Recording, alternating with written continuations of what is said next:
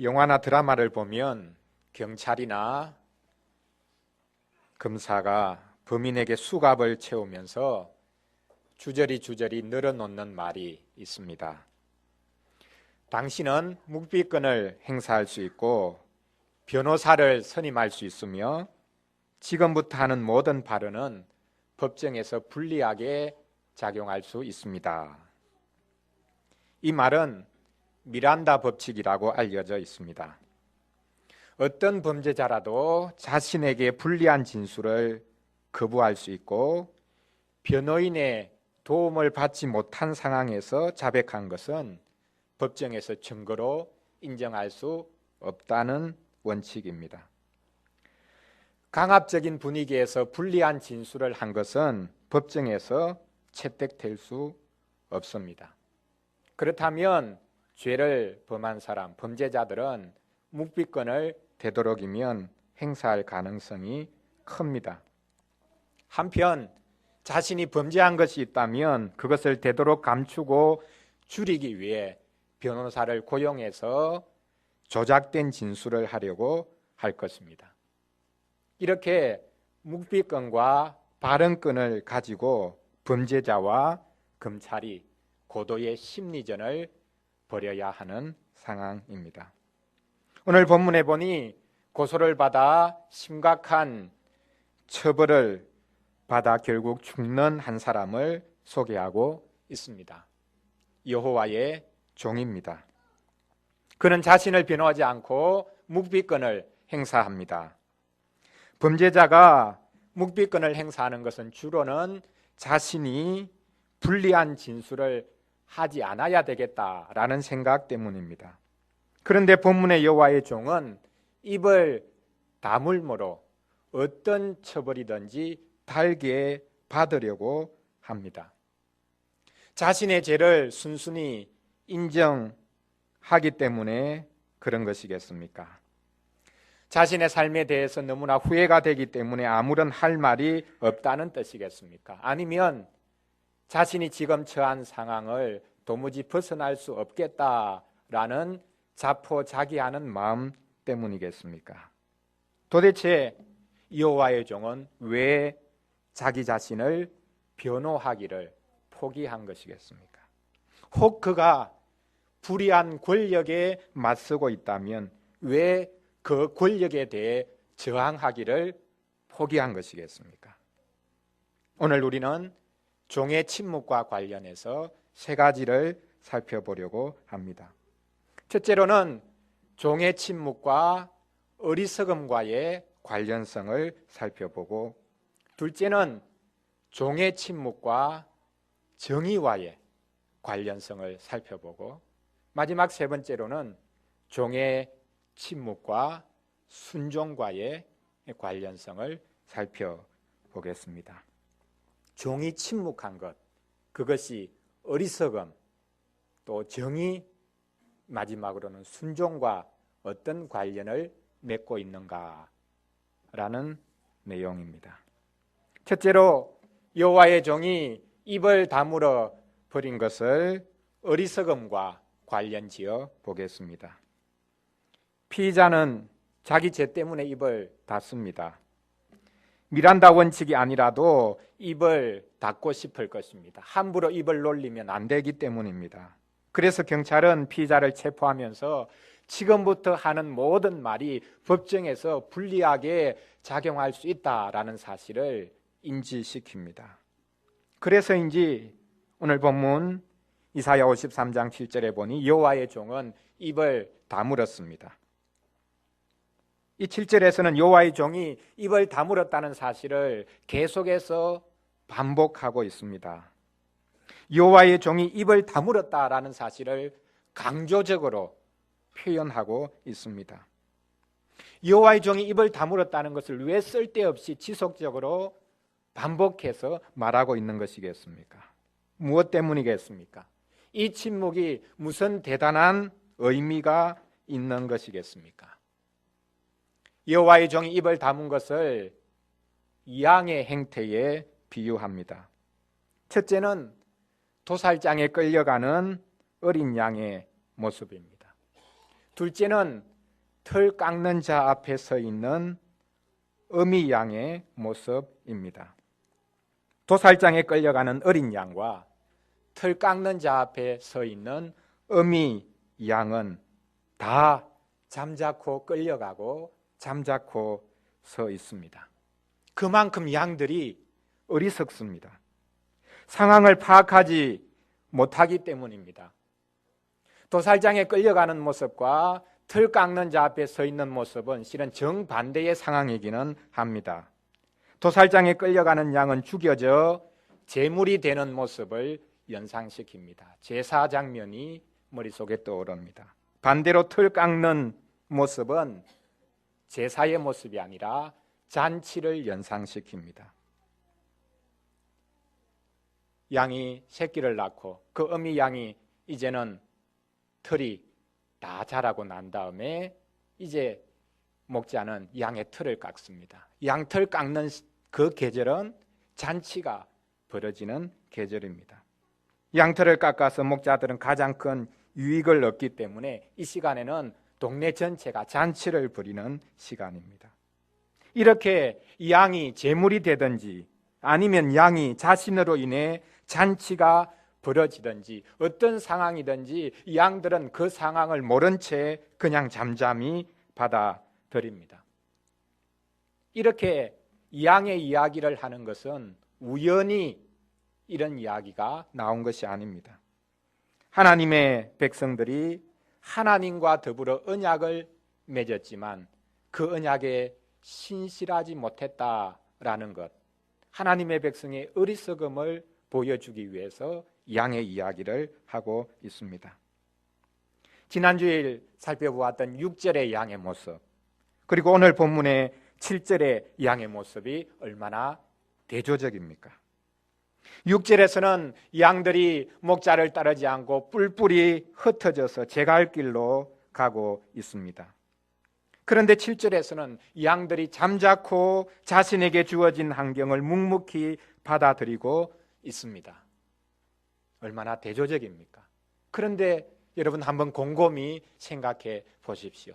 6절의 양이 어리석습니까? 그렇지 않으면 여기 7절의 양이 어리석습니까? 6절의 양은 자기들 원하는 대로 가고 있으니 어리석다기보다는 약삭 빠르다고 해야 할 것입니다. 어리석지는 않습니다. 도리어 어리석다고 해야 할 상황은 오늘 본문의 7절의 상황입니다. 7절의 양은 뭐가 뭔지도 모른 채 끌려갑니다. 뭐가 뭔지도 모른 채 그냥 서 있습니다. 참으로 어리석습니다. 6절과 7절에서는 양 자체의 이중적인 모습도 부각되지만 양이 가리키는 그 대상의 대조도 분명합니다. 6절의 양은 우리 모두라는 표현을 통해 분명하게 드러납니다. 우리 모두는 양 같아서 제갈 길로 갔다라고 말합니다. 7절에서도 양들 이야기를 하고 있지만 이 7절에서 말하는 양은 여호와의 종 한 사람에게 집중합니다. 그러므로 6절과 7절의 대조는 우리 모두와 그의 대조요. 또한 하나님의 모든 백성과 여호와의 종의 대조입니다. 하나님의 백성들도 양에 비유되고 여호와의 종도 똑같이 양에 비유됩니다. 양쪽 다 어리석기는 마찬가지라는 것입니다. 우리 모두는 하나님의 말씀이 있었음에도 불구하고 하나님이 원하시는 언약과 율법의 길을 가지 않고 제갈 길로 갔습니다. 한 사람도 예외가 없습니다. 너무나 약삭 빠릅니다. 하지만 여호와의 종은 약삭 빠른 것이 아니라 어리석습니다. 하나님이 지워주신 짐을 지고 묵묵히 죽음의 길을 가고 있습니다. 어린 양은 자신이 죽는 줄도 모르고 도살장으로 끌려갑니다.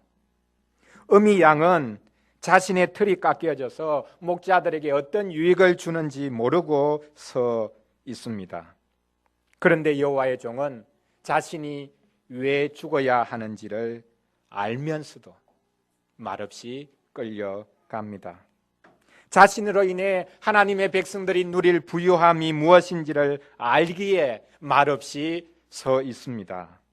그렇습니다. 여호와의 종은 어리석은 양 같습니다. 아니, 여호와의 종은 하나님의 백성들보다 훨씬 더 어리석습니다. 자신이 왜 죽어야 하는지를 알면서도 그 길을 묵묵히 가고 있기 때문입니다. 자신이 죽지 않아야 될 이유를 수십 가지나 될 수 있었음에도 불구하고 입을 닫고 죽음의 길을 향해 묵묵히 가고 있습니다. 두 번째로 여호와의 종이 입을 다문 것과 정의와의 관련성을 살펴보겠습니다. 8절에 보니 여호와의 종은 곤욕을 당했다, 신문을 당했다, 끌려갔다라고 말하고 있습니다. 이 자리는 분명히 재판 자리입니다. 공개적인 재판 자리입니다. 정의가 시행되어야 할 자리입니다. 그 자리에 여호와의 종이 서 있습니다. 여기서 신문을 당했다라는 말은 문자 그대로 옮기자면 정의로부터, 정의 때문에입니다. 여호와의 종은 정의 때문에 재판 자리에 섰습니다. 그런데 어떻게 된 일인지 정의가 시행되어야 될 그 재판 자리가 강압적입니다. 여호와의 종이 강압적으로 재판 자리에 끌려갔습니다. 재판 자체도 강압적이어서 터무니없이 정죄받아 끌려 나갔습니다. 강압적으로 재판 자리에 끌려 나오고 강압적으로 재판이 진행되었고 마지막으로는 강압적으로 터무니없는 판결이 내려져 이제는 그 판결이 시행되어지기 위해서 여호와의 종이 끌려 나가고 있습니다. 우리는 이 재판 장면이 어떠했을지 우리 머릿속에 분명하게 그려볼 수 있습니다. 이사야서 후반부의 제일 중요한 단어 중에 하나가 바로 정의라는 단어입니다. 하나님께서 여호와의 종을 세우신 이유가 바로 정의 때문입니다. 정의를 시행하기 위해서, 정의가 없는 곳에 하나님의 공의를 시행할 때에 이 세상에 나타나는 것이 정의인데 그 정의가 구체적으로 드러나도록 하기 위해서 여호와의 종을 세우셨습니다. 그 대표적인 구절이 이사야서 42장 1절부터의 말씀입니다. 내가 붙드는 나의 종, 내 마음에 기뻐하는 자, 곧 내가 택한 사람을 보라. 내가 나의 영을 그에게 주었은즉 그가 이방에 정의를 베풀리라. 그는 외치지 아니하며 목소리를 높이지 아니하며 그 소리를 거리에 들리게 하지 아니하며 상한 갈대를 꺾지 아니하며 꺼져가는 등불을 끄지 아니하고 진실로 정의를 시행할 것이며 그는 쇠하지 아니하며 낙담하지 아니하고 세상에 정의를 세우기에 이르리니 섬들이 그 교훈을 앙망하리라. 여호와의 종이 정의를 베푼다, 정의를 시행한다, 정의를 세운다라고 말씀합니다. 그렇습니다. 여호와의 종의 전매 특허가 정의입니다. 그런데 하나님의 백성들이 이 여호와의 종에게 정의를 맡겨둘 수 없다고 봅니다. 여호와의 종이 오히려 정의 때문에 고소를 받아 법정에 서 있습니다. 정의를 받아야 할 이들이 정의를 세우는 일을 판단하려고 합니다. 여호와의 종은 자신이 세우려고 하는 정의 때문에 도리어 고소를 받아 제거 대상이 되었습니다. 정의라는 미명하에 재판이 벌어지고 판결이 내려지고 있지만 실은 힘이, 권력이 정의 위에 군림하고 있습니다. 본문에서 여호와의 종이 사형 선고를 받아 죽었다는 사실이 명시적으로 드러나지 않습니다. 그러나 그가 살아있는 자의 땅에서 끊어졌다라는 표현을 보십시오. 여호와의 종이 사형에 처해졌다는 것을 보여줍니다. 여호와의 종은 이제 살아있는 자의 땅에서 끊어졌습니다. 죽음을 산자의 땅에서 끊어진다라고 표현한 것에 여러분 한번 주목해 보셔야 할 것입니다. 현대인들에게 죽음은 단지 생물학적인 죽음에 불과합니다. 그리고 헬라인들에게 죽음은 영혼과 육체가 분리되는 것이라고 생각했습니다. 그러나 오늘 본문에 보니 유대인들에게는 죽음이 다릅니다. 유대인들에게 죽음은 산자의 땅에서 끊어지는 것이었습니다. 땅은 살아있는 자들의 땅입니다. 죽은 자는 산자의 땅에서 제거됩니다. 쉽게 말하면 하나님의 백성들에게 죽음이란 것은 산자의 땅에서 끊어지는 것, 즉 하나님의 백성들과의 교제에서 끊어진다라는 사실입니다. 시편 기자들은 대적들이 곧 자기를 집어삼킬 것 같은 상황 가운데서도 하나님께서 반드시 자기들을 구해 주실 것이다 라고 믿었습니다. 우리가 같이 읽었던 시편 44편 22절을 보면 다음과 같이 고백합니다. 우리가 종일 주를 위하여 죽임을 당하게 되며 토살할 양같이 여김을 받았습니다. 이제 우리는 곧 죽게 될 겁니다 라고 말합니다. 그러나 그 다음 절에서 시편 기자는 다음과 같이 노래합니다. 주여 깨소서 어찌하여 주무시나이까. 일어나시고 우리를 영원히 버리지 마소서.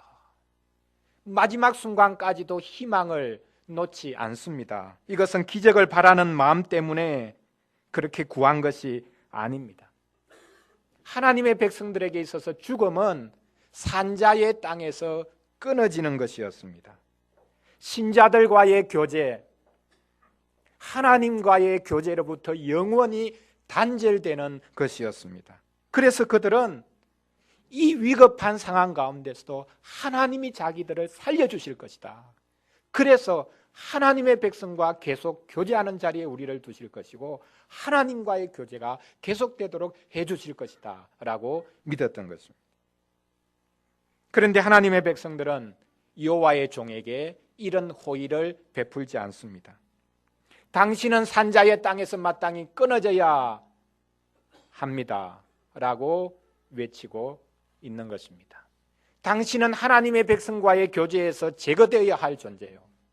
당신은 하나님과의 교제에서 영원히 단절되어 버려야 될 존재요 라고 외치고 있는 것입니다. 그것이 이 법정에서 지금 일어나고 있는 일입니다. 이상하게도 여호와의 종은 이렇게 산자의 땅에서 끊어지는 순간에도 자신의 입을 열지 않습니다. 여호와의 종은 학대를 당하고 괴롭힘을 당하면서도 마지막까지 그 입을 열지 않습니다. 여호와의 종은 정의가 실종된 상황 속에서도 그 입을 열지 않습니다. 하나님의 백성들은 학대를 당하면서 하나님께 울부짖었습니다. 정의를 세워달라고 호소했습니다. 하나님의 백성들은 자신들이 당한 곤란과 고통을 하나님께 마음껏 아뢰일 수 있었습니다. 그런데 여호와의 종은 그 생명이 끊어지고 산자의 땅에서 그의 생명이 끊어지는 그 순간까지 그의 입을 열지 않습니다. 하나님께 불평하며 고래고래 소리치지 않습니다. 나를 구원해 달라고 소리치지도 않습니다. 여호와의 종은 입을 다물었습니다. 아무 말도 하지 않습니다. 하나님께 호소하지도 않고 정의를 위한 어떤 호소도 하지 않습니다. 마음이 너무 여려서 자기 혼자 모든 죄를 덮어 쓰려고 한 것이 아닙니다. 어느 누구도 몰랐지만 이 여호와의 종은 마땅히 벌받을 하나님의 백성들의 모든 허물을 짊어졌습니다. 어느 누구도 몰랐지만 이 여호와의 종은 정의 때문에 그의 입을 닫았습니다. 마지막 셋째로 여호와의 종이 입을 다문 것, 묵비권을 행사한 것과 순종과의 관련성을 살펴보도록 하겠습니다. 묵비권은 피의자의 권리를 보호하기 위한 것입니다. 검찰 쪽에서 피사실이 입증되지 않았음에도 불구하고 기정사실인 것처럼 언론에 흘리는 경우가 있습니다. 무책임한 것입니다. 아니, 악질적인 것이죠. 한편 피의자가 무조건 묵비권을 행사할 수 있다라는 그것 때문에 무조건 입을 다물어 버리는 것, 그것 또한 비겁하고 소극적인 행위가 아닙니까? 뭐라고 말을 해야 하지 않겠습니까? 입을 닫는 것이야말로 가장 비겁한 행동이 아닙니까? 그런데 어떤 경우에는 입을 닫는 것이야말로 가장 적극적인 행위가 될 수 있습니다. 입을 다무는 것이 가장 크게 소리치는 것이 될 수 있습니다. 침묵이 가장 크고 분명한 외침이 될 수 있다는 사실입니다. 오늘 본문에서는 여호와의 종이 학대를 당했다, 괴롭힘을 당했다, 붙잡혀서 법정에 세워져 신문을 당했다, 마침내 사형 선고를 받아 죽었다라고 말합니다. 여기에서 여호와의 종은 철저히 수동적인 존재로 드러납니다. 여호와의 종이 철저하게 당했다고 말하고 있기 때문입니다. 그런데 여호와의 종의 이런 당함이 수동적으로 당할 수밖에 없는 이것이 순종과 관련을 맺고 있습니다. 여호와의 종은 어쩔 수 없이 수동적으로 당하기만 한 것이 아닙니다. 여호와의 종은 적극적으로 순종했습니다. 학대를 당하고 괴롭힘을 당하고 법정에 끌려간 것이 수동적으로 당하기만 한 것이 아니라 적극적인 순종이었다라는 사실입니다. 우리는 순종이라고 하면, 그것도 적극적인 순종이라고 하면 내가 주도권을 가지고 뭔가를 하는 것을 순종이라고 생각합니다. 적극적으로 내 행동을 나타내 보이는 것이 순종이라고 생각합니다. 그렇지 않습니다. 여호와의 종은 하나님의 백성들을 위해 모든 억압과 학대를 떠안았습니다. 당했습니다. 당한 이것이 순종이었습니다. 수동적으로 당한 것이 가장 적극적인 순종의 행위였다라는 말입니다. 예수 그리스도는 당하고 사신 분입니다. 애매하게 당하셨습니다. 그리스도는 하나님께서 짊어지어 준 무거운 짐을 평생 지고 사셨습니다. 당하는 것은 소극적인 것이요 수동적인 것입니다. 그런데 이 소극적이고 수동적인 측면이 중요합니다. 그리스도는 스스로 고생을 사서 한 것이 아닙니다. 젊어서 고생은 사서 한다는 말이 있듯이 고생을 사서 한 것, 그것이 예수님의 삶이 아니었습니다. 내가 적극적으로 무언가를 하는 것을 순종이라고 생각하면 안 됩니다. 내 몸마저 불사르게 내어주는 것이 최고의 순종이다. 천만의 말씀입니다. 하나님께서 지워준 짐을 지는 것이 순종입니다. 하나님께서 당하게 하신 것을 다 당하는 것이 순종입니다. 내가 만들어서 이렇게 하면 하나님이 기뻐하실 거야 라는 그것이 순종이 아닙니다. 그것은 고생을 스스로 사서 하는 것입니다. 괜히 스스로 짐을 지는 것, 그것은 쓸데없이 고생하는 것과 다를 바가 아닙니다. 하나님이 짊어지어 주신 것, 하나님께서 당하게 하신 것, 그것을 온전히 받는 것이야말로 가장 큰 순종입니다. 그런데 예수 그리스도께서 당했다고 해서 억지로 마지못해서 순종했다고 생각하면 안 됩니다. 그리스도는 적극적으로 순종하셨습니다. 그리스도는 자발적으로 순종하셨습니다. 그리스도는 운명이라고 생각하면서 십자가를 지신 것이 아닙니다. 운명이다, 내가 받아야 되겠구나, 그것이 아닙니다. 그리스도는 구약 성경을 수동적으로 또 기계적으로 성취하기 위해서 고난당하신 것이 아닙니다.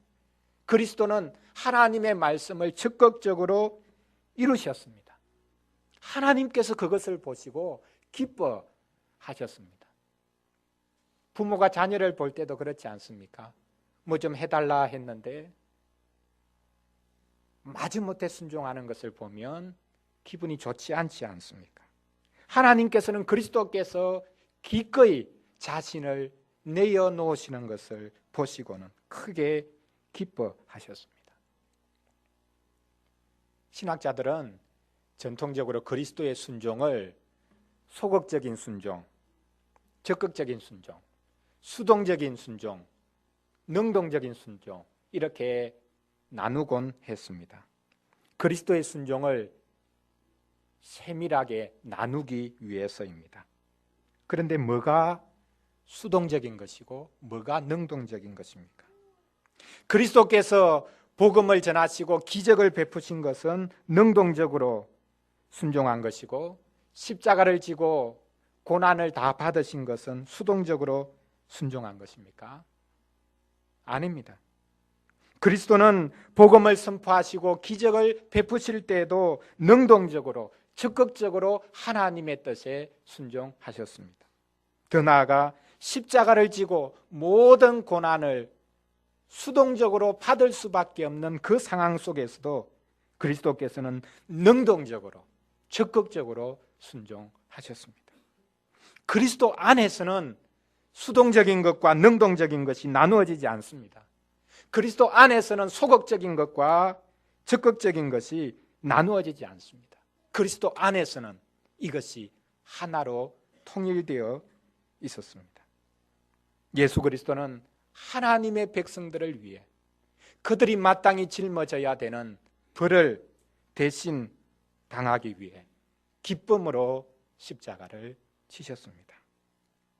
예수 그리스도께서 당하시면서 수동적으로 모든 것을 다 당하시면서 침묵하신 것이야말로 가장 큰 순종이었습니다.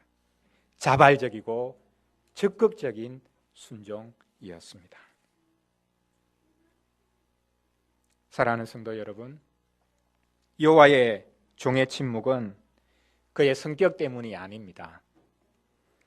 종의 침묵은 자신의 죄악 때문도 아니었습니다. 종의 침묵은 하나님의 백성들의 죄악을 담당하고 하나님의 백성들의 죄악을 짊어지기 위함이었습니다. 하나님의 백성들을 정죄하기 위함이 아니라 그들을 온전히 품기 위함이었습니다. 여호와의 종은 입을 다물었습니다. 여호와의 종의 침묵은 어리석은 것으로 보여졌을 것임에도 불구하고 하나님의 정의를 세우기 위함이었고 하나님께 마지막까지 순종하기 위함이었습니다. 하나님께서 여호와의 종에게 하나님의 백성들의 죄악과 허물을 다 덮어 씌우셨기 때문입니다. 그래서 여호와의 종은 침묵했습니다. 우리는 여기서 하나님의 어리석음이 사람보다 지혜롭다는 사실을 알게 됩니다. 침묵이 정의를 올곧게 세우는 것이었고 침묵이 가장 위대한 순종이었습니다. 하나님께서 정의를 위해 여호와의 종을 세우셨습니다. 이 여호와의 종이 정의를 호소하는 기도를 하나님께 올려드렸다면 그 기도 자체가 하나님의 백성을 고소하는 것이 되었을 것입니다. 그래서 여호와의 종은 입을 다물었습니다.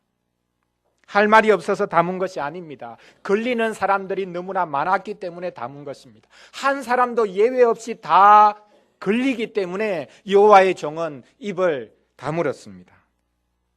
하나님의 백성들을 고소하지 않고 그들을 품기 위해 입을 다문 것입니다. 종의 침묵이 하나님의 공의를 시행하는 발판이 되었습니다. 불의한 자를 그냥 구원하는 것은 하나님의 정의, 하나님의 공의와 맞지 않습니다.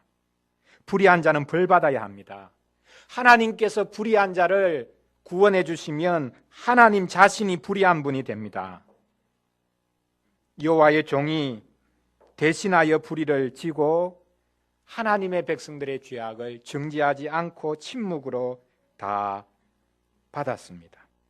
그러자 하나님께서는 자기 공의로 하나님의 백성들을 구원하실 수 있게 된 것입니다.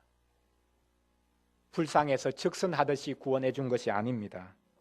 너무 불쌍하니까 내가 눈을 감고 있는 동안 지나가라, 이번만 봐줄게, 그렇게 하면서 우리를 구원해 주신 것이 아닙니다. 하나님은 종의 침묵을 통해 하나님의 공의를 조금 더 타협하지 않으시면서 자기 백성을 구원하셨습니다. 공의 때문에 우리의 구원이 이루어진 것입니다. 어린이를 위한 질문 3번 문장처럼 종이 어리석게도 침묵한 것은 자기 백성을 구원하려는 하나님의 뜻에 적극적으로 순종하기 위함이었습니다. 종이 침묵했습니다. 왜 저렇게 침묵할까? 참 어리석다, 그렇게 보일 수밖에 없었겠지만 그것은 자기 백성을, 범죄한 자기 백성을 구원하려고 하는 하나님의 뜻에 적극적으로 순종한 행위였다라는 사실입니다. 지난 주일에도 우리가 같이 읽었지만 우리가 마지막으로 읽은 이 말씀을 다시 한 번 더 한 주간 동안 묵상해 보면 좋겠습니다. 베드로전서 2장 22절부터 말씀하지 않습니까? 그는 죄를 범하지 아니하시고 그 입에 거짓도 없으시며 욕을 당하시되 맞대어 욕하지 아니하시고 고난을 당하시되 위협하지 아니하시고 오직 공의로 심판하시는 이에게 부탁하시며 친히 나무에 달려 그 몸으로 우리 죄를 담당하셨으니 이는 우리로 죄에 대하여 죽고 의에 대하여 살게 하려 하심이라. 율법과 양심과 수많은 사람들과 또한 사탄이 우리를 고소함에도 불구하고 우리는 구원을 받았습니다. 하나님의 공의 때문에 구원을 받았습니다. 여호와의 종이 침묵으로 순종하셔서 하나님의 공의를 만족시키셨기 때문에 우리가 구원받았습니다. 그리스도의 침묵이 우리의 구원이 되었습니다. 그렇다고 오늘 본문을 가지고 내가 좀 과묵해져야 되겠다라고 적용하면 안 됩니다.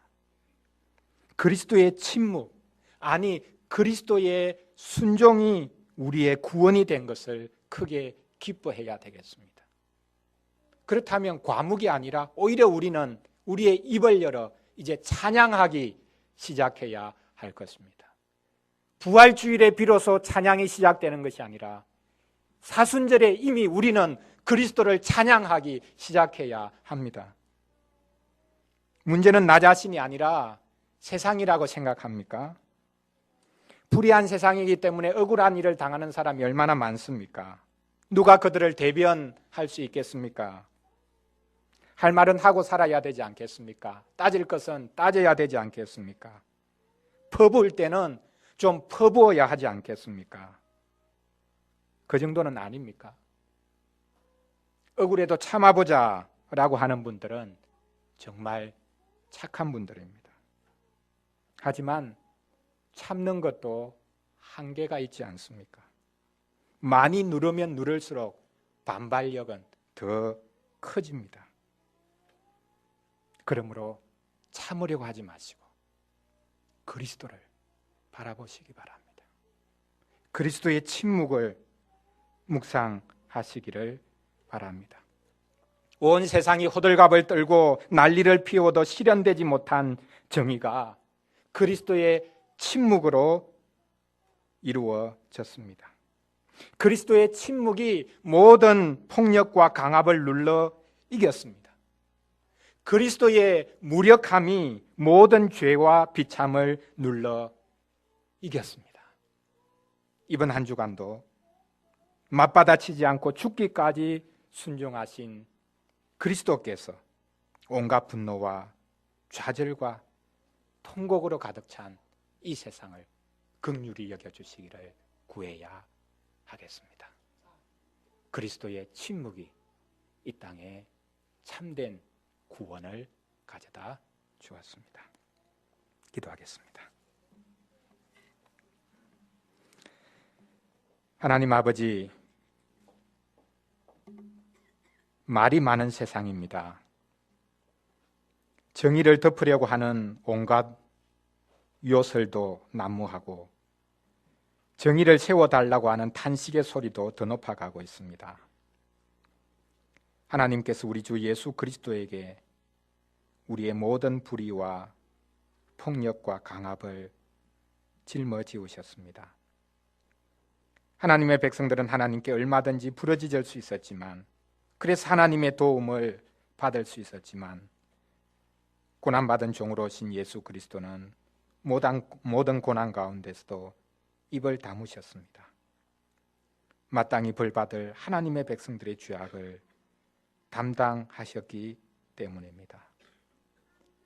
자신을 변호하지 않고 죽음에 내어준 그 어리석은 침묵이 정의를 시행하는 것이었고 하나님께 순종하기 위함이었음을 어떤 인생이 깨달을 수 있겠습니까? 성령으로 우리에게 찾아와 주셔서 고난받은 종이신 예수 그리스도의 그 침묵, 하나님께 자신을 전적으로 내어 맡기신 그 순종의 침묵, 정의를 시행한 그 침묵을 알고 받게 해주시니 감사합니다. 이 고난의 계절에 우리 주 예수 그리스도의 침묵과 순종으로 정의가 시행되고 우리의 구원이 이루어진 것을 크게 기뻐하도록 도와주시옵소서. 말 많은 우리도 그리스도의 고난의 자취를 따라갈 수 있도록 은혜를 베풀어 주시옵소서. 침묵으로, 전적인 순종으로 우리의 구원을 이루어 주신 우리 주 예수 그리스도 이름으로 기도드립니다. 아멘. 찬송 100